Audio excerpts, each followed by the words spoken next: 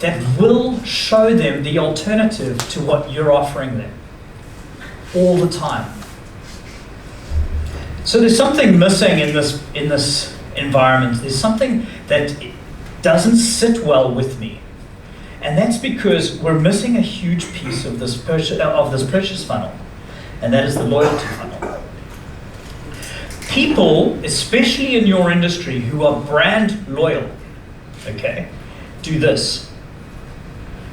After they've bought the vehicle, they don't worry about the awareness and consideration phase. They jump straight to intent for that repeat purchase. How many cars will an average person own in their lifetime? How many times can you skip awareness and consideration? And can I tell you this? The awareness and consideration phase from a digital point of view is the most expensive phase. That is when you're paying for media space, that's when you're paying for execution, for search engine optimization, for agency work to take place. This is the most expensive part of your marketing cycle. It's just simply to make people interested in what you have, getting them to consider it. Once there's intent, the cost behind that is already in your infrastructure. And so we can be able to handle that quite easily. And so we miss this loyalty function. And I'm going to talk more about how we can make that work. So these are the moments of truth. There's the 0 moment of truth, the first, the second, and the third. There are 4 moments that we're going to discuss that I want to share with you that will just help you to understand your business, and I'm hoping from a slightly different light. So I think if we look at our businesses from different places and different lenses at different points, we can actually start to grow our business in different ways. I think that's important to do, 1 in our economy and 2 in the digital economy that we find ourselves. So let's take a look at,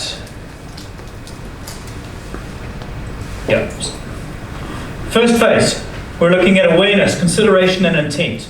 So that previous point that I was talking about, all 3 of those purchase cycles fall into the 0 moment of truth.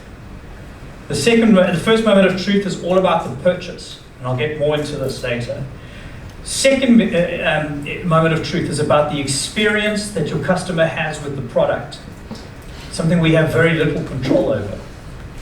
And the third comes down to advocacy and that loyalty that we're talking about, that final yellow quadrant. So let's talk about the 0 moment of truth. Has anybody heard about the 0 moment of truth? Anybody? No one?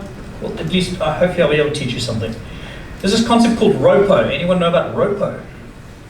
ROPO stands for Research Online, Purchase Offline. You know how this works? They've done all the research online. They know exactly what they want. They think they know more than you do, and they walk into your store and they say, that's what I want.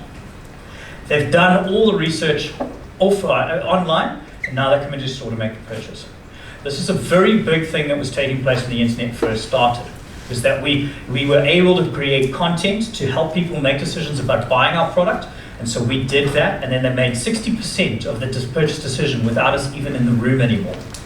Which means that there are customers out there that are thinking about buying your vehicles that you don't even know exist yet. But then what happened is that consumers got savvy on this. E-commerce came into play and we could buy things online. And ROPO then had a new meaning attached to it. It also meant researching offline and purchasing online. The equivalent of this is a young lady who wants a pair of shoes and found a special on Superbalist and can get those shoes for next to nothing, but doesn't want to buy them. Why? Because she's afraid they won't fit or suit her. So she walks into store, tries the shoes on, goes, those are fantastic, gets on her phone, orders them from Superbalist, gets them 2 days later. I've done this with dealers. I don't know what car I want. I go and drive a whole pile of cars, do all my research offline, and then go and use that information to carry on with my online research. And possibly, if I could, I would make an online purchase of a vehicle. I'm a little bit weird like that, but I would do that. Just because I don't want to fetch it. It's such a pain. I will pay huge sums of money for the convenience of life that technology can bring me. And more people are starting to do this in life. So that's ROPO. This is the biggest thing that's affecting and the consumer the consumer in your industry. This is what you need to be thinking about over and over and over again. You need to have this word ROPO ringing all the time, because it speaks about this idea that the person on your floor isn't necessarily going to buy from you, but the person who isn't on your floor might. And so how do you now put yourself out there in such a way that you can speak to those who are thinking about buying but you don't know about yet, and how you can hook those that are sitting in your store that aren't going to buy from you? How the hell do we do that? Because no longer does it mean that any consumer feels like they have to buy from you, because they've got all the power at their fingertips. And it's a bastard of a problem to figure out. So let me just bring this home for you. The zero moment of truth in South Africa on the second-hand car industry looks a little bit like this.